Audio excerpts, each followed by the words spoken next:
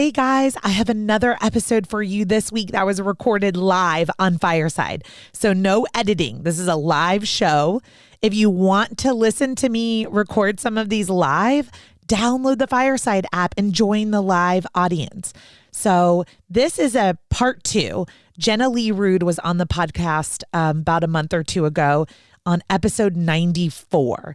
And she's the CEO of Raised on Plants. And she talked about being 42 weeks and getting kicked out of the birth center because they had a cutoff. If you got to 42 weeks, you had to go birth at a hospital. So that's a really interesting birth story. And that's episode 94. So I would start there. This is part 2, her second baby. And so during the time between baby 1 and baby 2, the birth center got shut down and she knew that she would likely gestate for a long time. So she decided to birth with midwives at a hospital. I was dying to know if she went all the way to 42 plus weeks again and how it went down. And all I got was a little hint on the birth went really fast and the midwife may or may not have made it. Let's find out.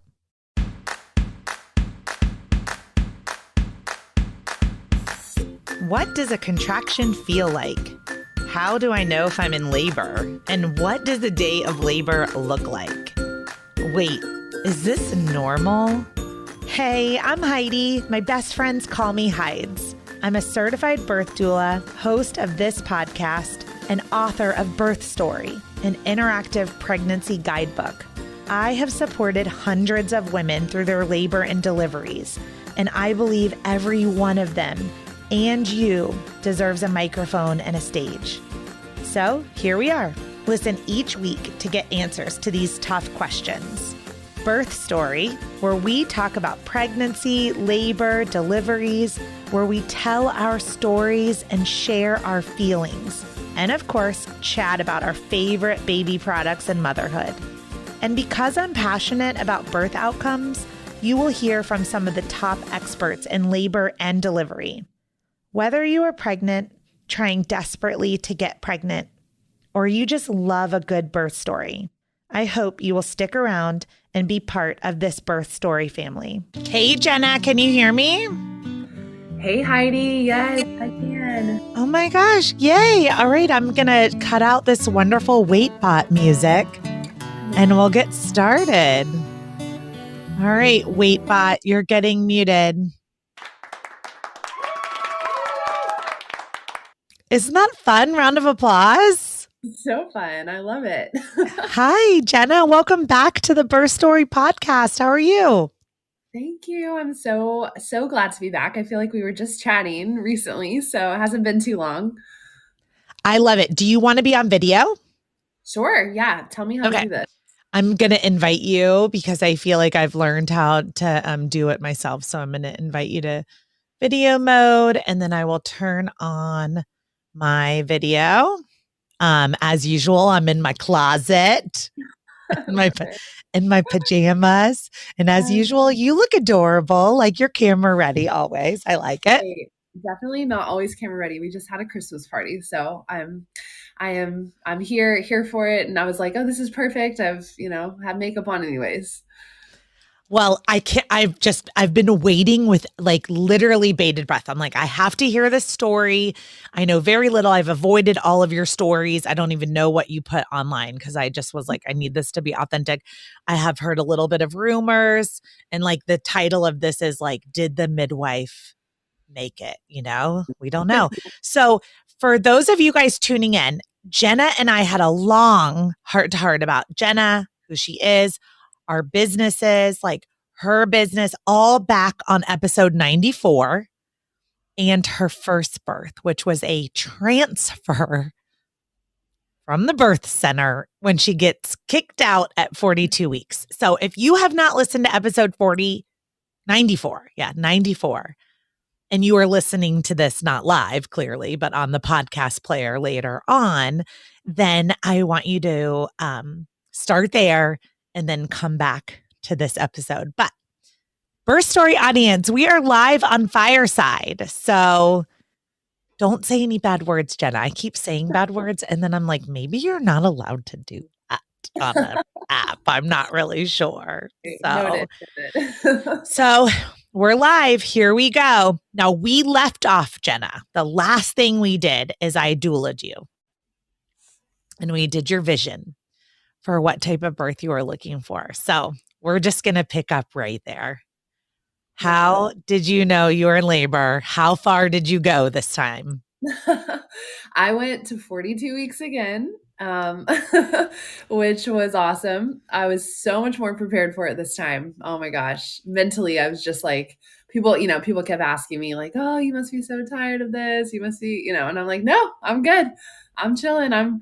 Everything is great. And I think I was just had so much peace about it this time, which I know only comes with having a great team around you of people that have built you up to that place, you included, Heidi, and so many, other women that I know in my life who have carried their babies longer. And so I had that confidence this time, which was awesome.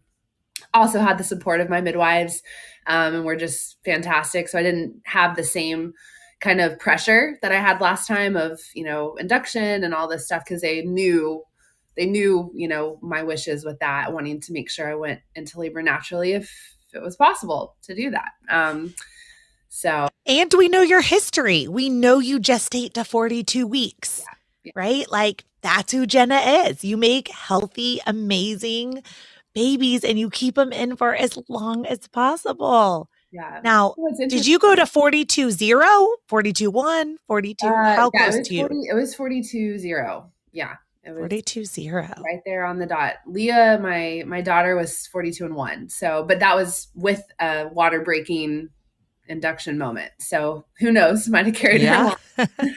Had you had any vaginal exams for your pregnancy? None. Okay. No. And loved that this time because I just was like in total trust mode of my body. And I didn't get into that mental place of like, oh, I might be going soon or might not. I just didn't know when it was going to happen. And I cleaned out the pantry that morning, was like on my hands and knees, totally like lifting, heavy bags of rice and, we eat really healthy. So quinoa and all this beans and all kinds of stuff. And my husband thought I'd lost my mind and he was like, what are you doing? I'm like, oh, I just need to clean this pantry out. And I started feeling back pain, which I did not have any back pain, back labor with my first daughter. So I just thought, oh, I'm just hurting my back, cleaning out the pantry. Like I was kind of annoyed. I was like, oh, I need to finish doing this. I thought it was from dance, I probably overdid it at the studio because I'm a dance teacher. And so, but as I kind of went through my morning, I had one that I had to breathe through, like a moment where I was like, my back hurts and I had to stop. And I was like, oh, okay, this might be more than just a little back pain. But yeah, I still didn't think I was in labor. I was in total denial because I was totally convinced that it was going to happen at night based off of everything, I had heard from most second-time mamas. And it was like 10 in the morning. I was like, no, this can't be happening. Or nap time. We always say like at night or nap time. Yes. So, okay. So I'm trying to like frame up a picture for myself. So you're like in the kitchen, you've gotten to 42 weeks. Like in your mind, were you going to 43 weeks? Like I had said, let's see, it was Sunday that this all went down. Okay. I had said Tuesday was my, like in my mind, I was like, I'm going to have this baby on Tuesday. So okay. I wasn't thinking, I was like, it's going to happen on Tuesday, which would have been very late, quote unquote, according to whatever that means, due date and everything, So I was pretty confident that I had the weekend to finish out, and hence why I was in denial when it was happening. And I didn't tell my husband when I first started, feeling that pain that I thought, oh, this could be more than just a little bit of, something small. And we went on a walk to the playground in our neighborhood, like a smart mom that I was like, sure, let's take the 3-year-old to the playground. And as we were going, I started feeling them kind of more waving, coming in waves and more than just like, okay, that kind of felt like something. It was like, that is something. That was that moment. And When did you tell him? That's when I told him. I was like, Okay. can you pull out your app and start timing these, please? And then, of course, if you know my husband, he was like, wait, what's happening? I freaked out. And he's like, let's go back. I'm like, no. Like, let's not go back. Let's just finish this playground moment.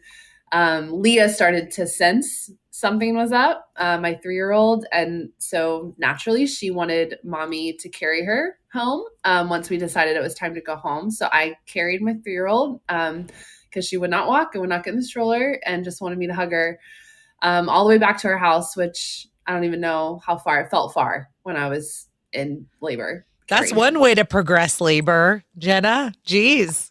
Yep. It was great. And it was honestly kind of sweet because I knew right then that was like my last moment with just her. So we're having another little girl. And so it just was that last, like, I got to hug her the whole way home, even though I was like sweating, like definitely not an ideal situation. But it kind of was meant to be, I feel like. So with your husband timing them, how far apart do you think they were when they kind of were coming in waves for the first time? They were far apart. They were 12, 13, maybe 14 minutes apart. Okay.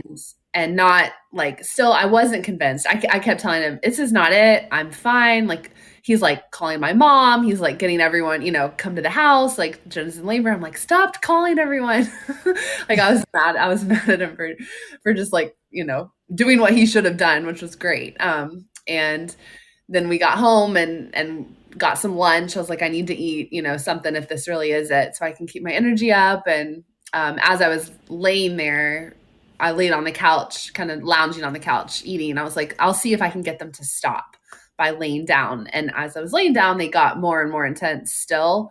So I was like, okay, we need to go to the hospital. It's time. Okay. Yeah. So you have the bags packed, I'm assuming, and everything like ready to go, lined up, like everything in line for Leah. Yes. We had everything. It was all we had to do was just like grab some fresh food, fresh fruit and stuff we wanted to take with us and throw it in the car. And it was honestly great because I got to say like a real goodbye to her. And I knew she was great with my mom and she was about to take a nap. And I think back to what you said, Heidi, at the beginning, I think I honestly had more peace with that story than just the like middle of the night leaving her, knowing she's going to wake up and be like, where's mom and dad? Like, where did they go? So in a way, I it all makes sense now, like why it happened time-wise with that timeline. Yeah. I totally feel that. I mean, those followers of mine know I had a scheduled induction with my second because I gestated to 43 weeks and I was like, I'm not doing that again. So I scheduled it, but I scheduled it during the day so that I could spend that last night with my first and then go in. And then I was determined to birth him during the day so that the next morning I could wake up and have both my boys together. So that's the motivation right there. It's like that. Honestly, this time I was like, get this baby out because I knew the faster I got her out, the quicker I could go home and see my other daughter. Yeah. Okay. So 10 o'clock in the morning ish, everything starts. You go to the park. What time is it when you're heading to the hospital? I think it was right around noon. Around noon. Okay, so pretty fast. So it went from pretty fast from like I'm crawling on the floor in the kitchen to the park to the laying down to like we need to go to the hospital. Okay, that unfolded in just a few hours. It happened quickly, yes. And the drive to the hospital was so much calmer than I envisioned it.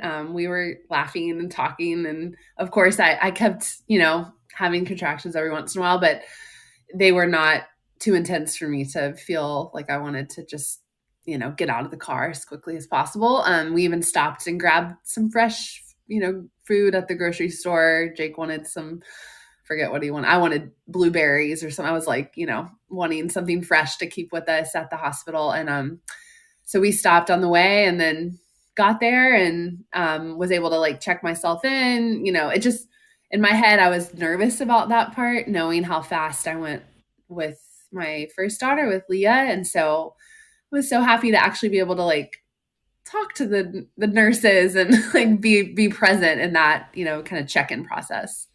Okay. What room were you in? what room was, I don't Do you remember. know? Okay. I was trying to envision it because I know where you were birthing. So I'm like, I'm Yes. trying to envision it. Okay. So you get there and you get checked in, and the midwife is on, hopefully that you love and all of that. I know who it was. So I'm like, I know I Yes. love her. So I know I, that she's I on. do. I do love her. And what's funny is I never had met her until that Oh, day. really? Oh my Yeah. gosh. For some Isn't reason, she adorable?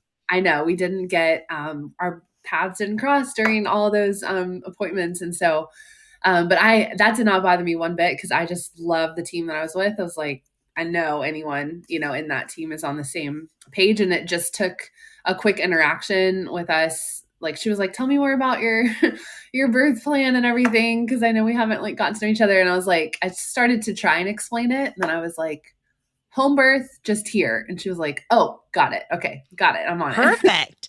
That's a um, great way to describe your vision. yeah. So it was beautiful. But I was in triage first, and they of course, have you lay down and hook you up to the monitors. And as soon as I laid down, my contractions stopped. And the nurse who was helping me checked me for the first time my whole pregnancy and said I was a stretchy 4. And that probably I would just lay there for the next 2 or 3 hours and they'd check me again and see, if I had progressed into active labor. And I just started laughing because I was like, oh, like this baby's going to be here, before then. Yeah. Like I just knew. Like your body's taking a rest right now. Like you're catching me in the lull, So Yeah. I love that you just laughed about it. So I you're did. in it. I mean, can we just laugh about being in triage at 42 weeks gestation? Like give the girl a labor room. Like you're not sending her home at I 42 weeks, I don't know. presumably. We were convinced that they didn't have enough rooms, and that's what was happening, which I'm was sure. helpful. Yeah. But I asked her. I said, "Could I stand up?" And she looked at me like no one had ever asked her that before in her life, which was funny. But I was like very adamant about it. I said my contractions aren't going to keep progressing if I lay down like this, and so she let me, and she's like, yeah, of course, like, sure, stand up, and made sure the monitors were still on. And so, of course, as soon as she leaves, I'm doing squats and trying to, and as the contractions pick up again, and midwife comes in, and she was awesome, and just, chatting about everything we said before. But again, did not want to send us home because she had learned about our previous birth story. And so we went for a walk. She took me off the monitors. We went for a walk around the hospital.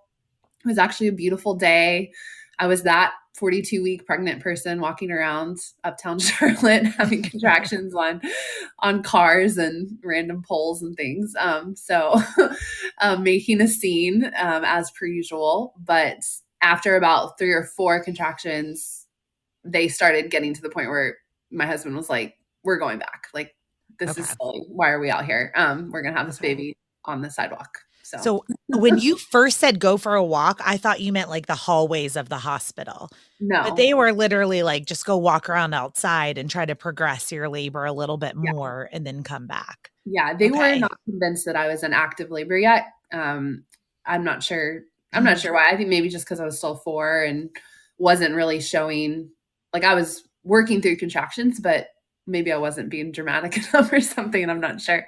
You're probably just more controlled than most. And honestly, active labor is like at 6 centimeters. So dilation wise, you kind of hadn't fit that criteria yet. But I mean, at the end of the day, Jenna, you much rather have been walking around like than laying down in a hospital. Like we always say, if you're in the hospital, they got to do stuff, have a job to do. So if you're walking around, then it's just you and nature, Yeah, it was really honestly great. And then the funny part was when we came back into the room, knowing things were moving quicker, we could not get someone to come in there for the life of us. I mean, my husband was saying everything he could think of into that microphone. It was like, hey, we're ready for someone to come check her again. And then no one, 10 minutes later, it was like, all right, I think he said, she's oohing and eyeing a lot now. Like, please come in. And So it was probably 45 minutes before someone was able to come help us. And I do think this is just the time we're in right now. It's just like everyone's just so short staffed, unfortunately. And so I was very grateful for all the just training I had done mentally for myself and just knowing my body and knowing what was going on. Cause I think more than now than ever, it's so important for women to feel confident in their own, in yourself. Like, okay, I don't need anyone to come, necessarily, because you never know your story. You might not be able to get someone right away, if you're, progressing at that point. And that's what happened. It was probably 45 minutes before the nurse came back in to the room. Okay. Yeah. So at this point, what are you doing to cope? Like, I know that you mentioned in our previous episode, like Jake is your person, like that's who you just need to touch, hold, lean on. So what were you guys doing to work through each surge?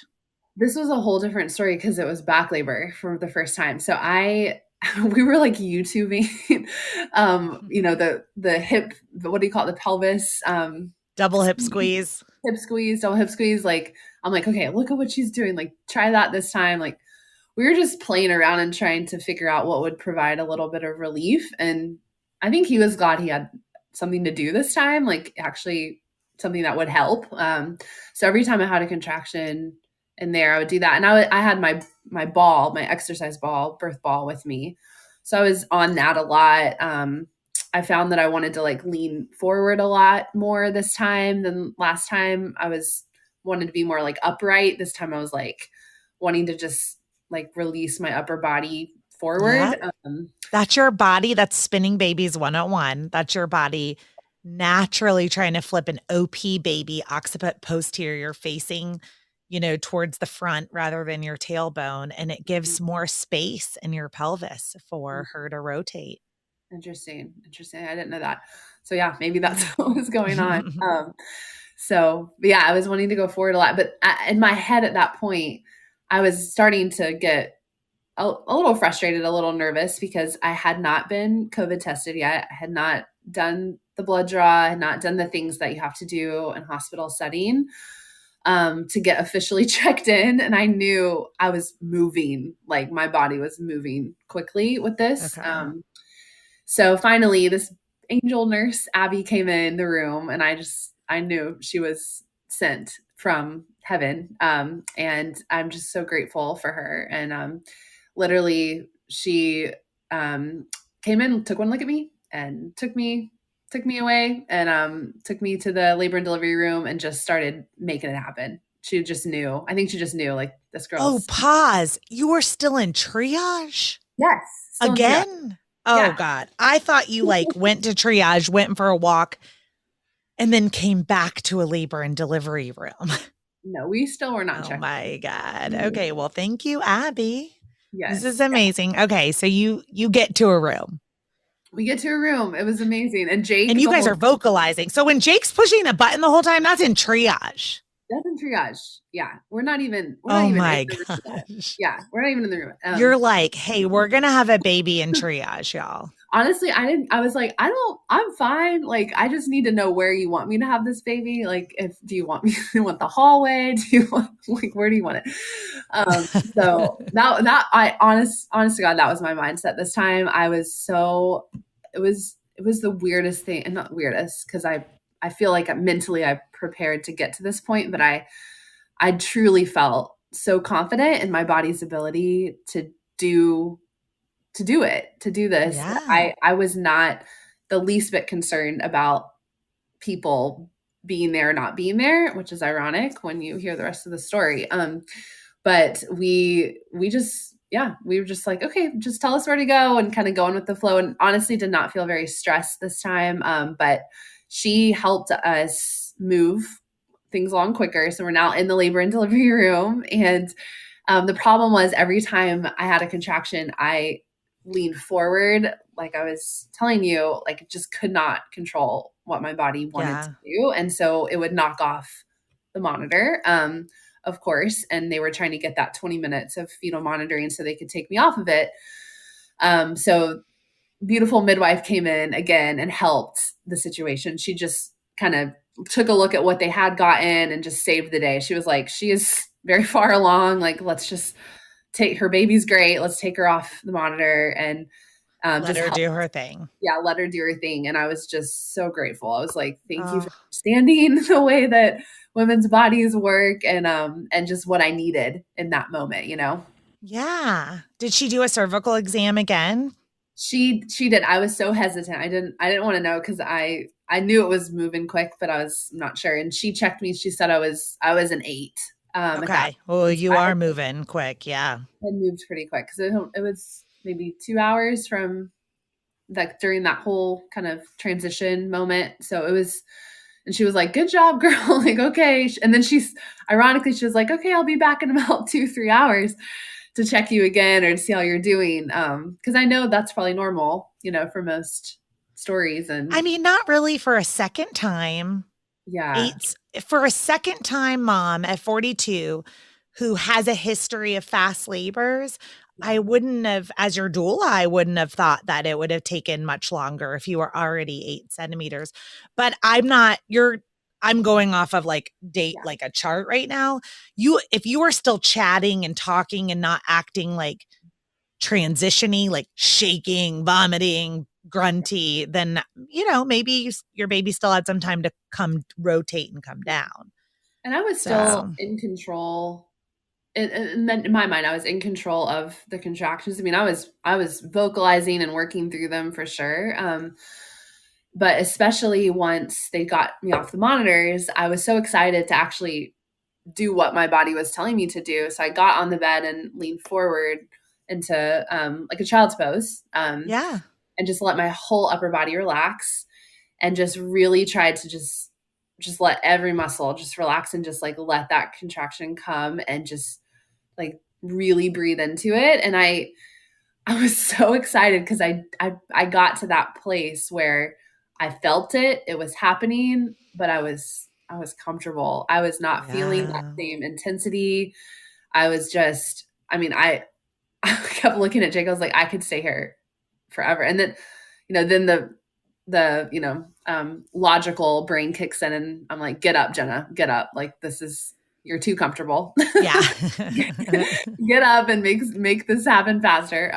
Because again, I was like, why delay the inevitable? Let's just get this baby out. Yeah. I always tell my clients, I'm like, that are unmedicated, I'm like, we can lay down, take a nap for 30 minutes, like at 8 or 9 or 10. And I'm like, but then like, we need to get up and move your body, yeah, we got to get moving. the rest of the way. And I knew as soon as I got up, it was gonna come back, that crazy intensity I was feeling before. And so I was having to give myself a mental pep talk, like, okay, next one you can move. next one, Yeah. next one move. But I was so excited to figure to put into practice, I should say, what I had heard about and learned about. And I feel like I didn't really get to do that with my first birth. So it was a really redeeming moment for me of like physically getting to feel that place where you really can control the pain, if you are mentally letting your body like accepting it and just also physically releasing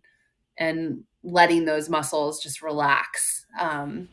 And that was so cool for me to Oh experience. my gosh.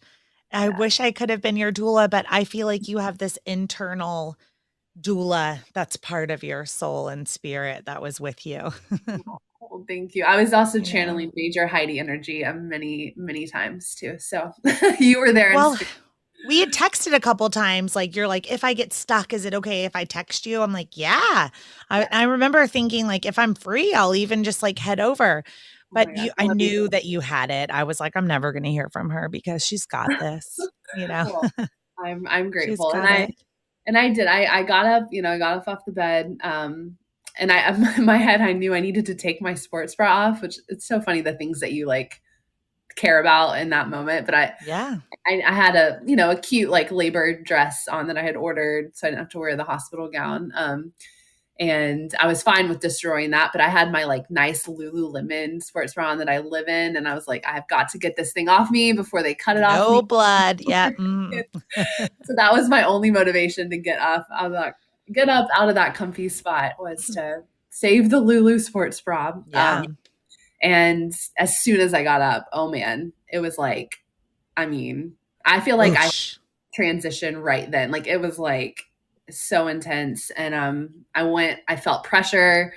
I thought I had to pee, which no, it was just baby about to come out basically. So I like went to the bathroom, labored a little bit in the bathroom, basically ran back to the bed, got on all fours, and just like that's when Jake was like, get the midwife in the room, get the midwife like cuz I was saying I'm like I feel so much pressure, like things are happening, and then I hit that moment where I know I had fully dilated at 10 centimeters because all of a sudden it was like time stood still. And I got back into that comfortable position, trying to calm myself down a little bit because it was so intense. And I literally, Heidi, fell asleep. Oh yeah. I just had that and you can maybe explain more to me even like what was going on, but like some hormonal shift or like just it was just this like calm before the pushing pressure storm of just peace. And I like woke up and was like, Jake, I just fell asleep. He's like, what? Like, I mean, it was crazy. It's normal to fall asleep for 20 minutes to an hour. And then like I will literally be like whispering to the partner, like when she opens her eyes, she's going to be pushing. Yeah. You know, like it's just this long natural lull. Not everyone experiences it who's having an unmedicated birth, but often, especially if your body's been working really hard at 42 weeks and going fast, it just takes your uterus as a muscle. It just needs a rest. Right. You're a dancer. All those muscles just need to rest for a minute and then they can perform. Yeah. You know? I felt that 100%. It was so cool. So you fall asleep and then you wake up. And then it was like go time to the point where like, I mean, grateful for our amazing nurse because she listened to us. She had everything ready because I told her I'm not waiting to push. So like last time I was told I had to wait to push and I did. And it was bad. I did not enjoy the experience. I felt like that's the reason I maybe tore more than I should have and all this stuff. And so this time we let her know that, and she totally believed us and said, okay, I will have everything ready. We will not tell you not to push. And so as soon as I started really feeling basically the baby, like, you know, and even before that, they were trying to get the midwife back in the room. So at this point, it was just Jake and nurse She was probably at another delivery, like in the room next door. Yeah, I think she was. I think she was because, yeah, I know it wasn't like a normal situation. Something timing wise had to kind of go wrong, but I just remember feeling a ton of pressure and like vocalizing through that, and just kind of holding on. Abby asked me if I wanted to switch positions. So it was like on hands and knees, and I said no, thank you. Okay.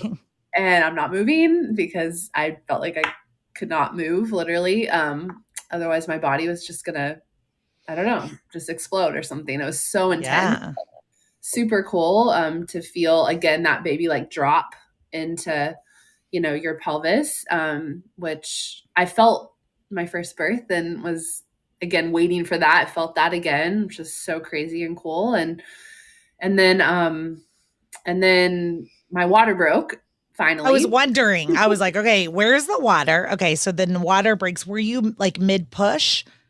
Or were you just pushed? You never pushed. Okay. Yeah. You breathed your baby out. I totally, because I didn't have anyone there coaching me. I mean, Jake was just like holding on to me and just telling me you're doing great. But the midwife wasn't there. You know, I didn't have a doula. So no one was telling me like, okay, time to push. I just was like, I don't know what's happening really. Your body just did it for you.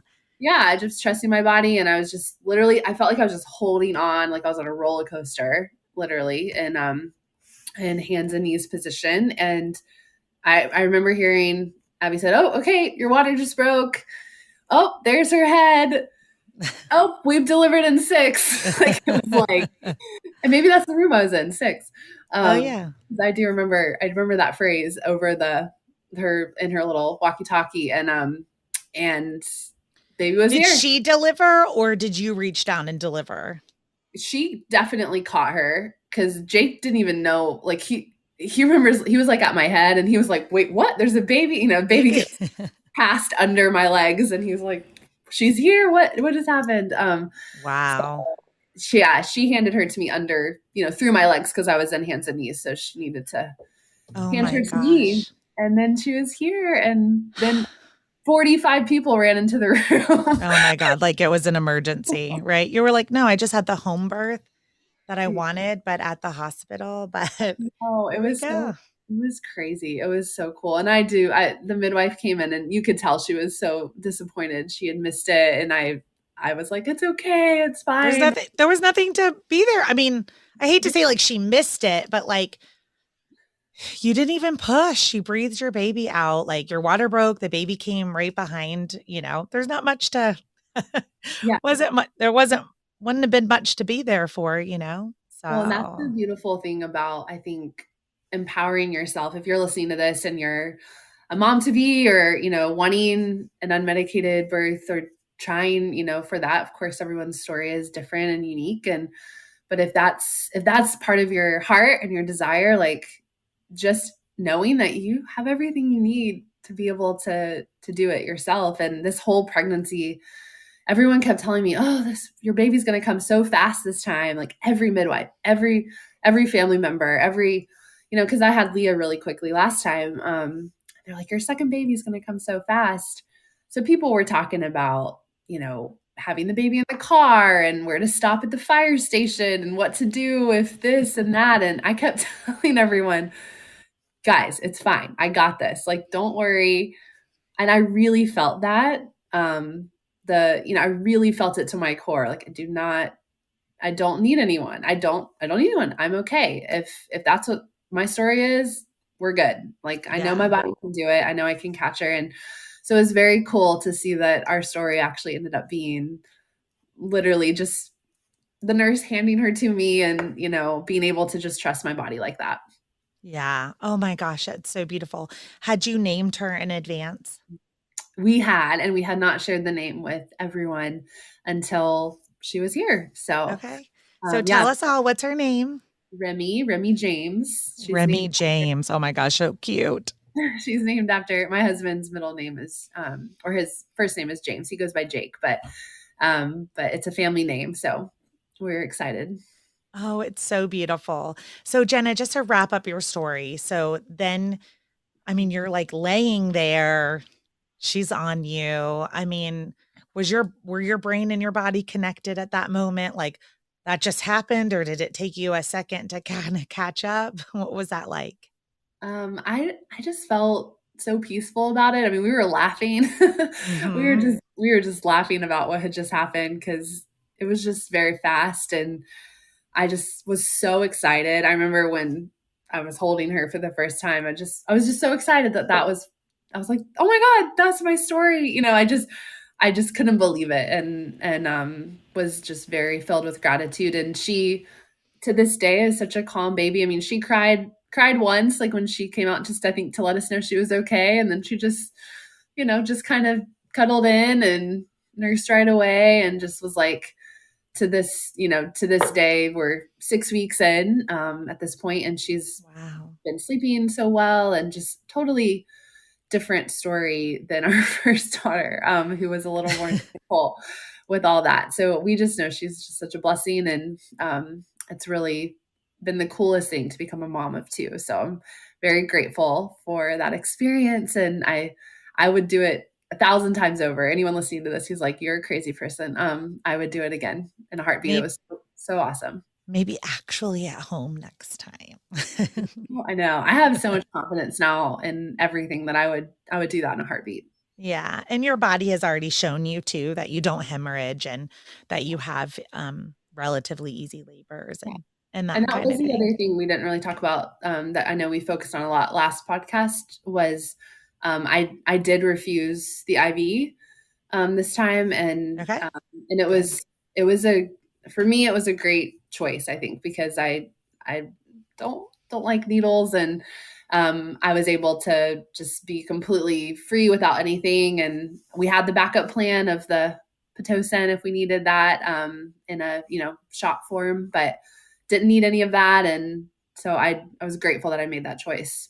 Oh, good. I feel like I got to doula you a little bit on that. So that's Yes. amazing of like that no one does anything to our bodies without our permission. And you always have the right to say no to certain things and evaluate pro, con, risk, benefit. And so I'm so proud of you. Did you encapsulate your placenta or do anything this time with that? No, we didn't this time. We didn't. And I don't know. I'm not sure why I didn't. I feel like there was a lot going on, and it was one of those things that with Leah, I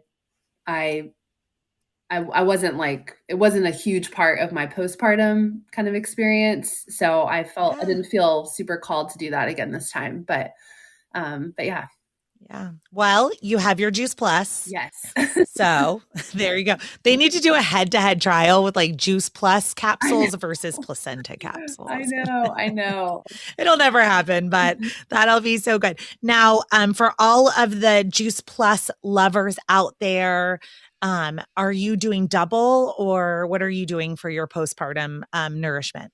Yeah. So it's the same as pregnancy. That's what's super cool. I think, if you're using Juice Plus as part of your prenatal nutrition routine, I just have the moms that I support with that double up on all 3 colors, fruit, veggie, berry blend, and the omega blend, double up on that too. So you have that exact amount of DHA and everything you need. And then the same as you're nursing postpartum, super important for fighting postpartum depression and so many other things. So your routine doesn't change, which I think is great. It doesn't shock your body with the big switch and taking something different or stopping something. So still doing that, and everyone's healthy and feeling good. Yeah. Well, you look amazing. I'm so thankful to have had you come on live on Fireside and be on the Birth Story podcast today and kind of catch us up on part 2.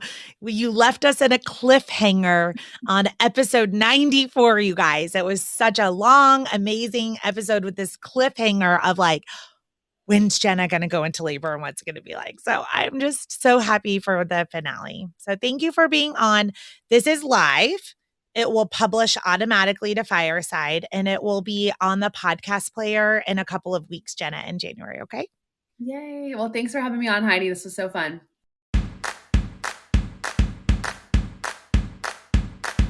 Thank you for listening to Birth Story. My goal is you will walk away from each episode with a clear picture of how labor and delivery might go, and that you will feel empowered by the end of your pregnancy to speak up, plan and prepare for the birth you want.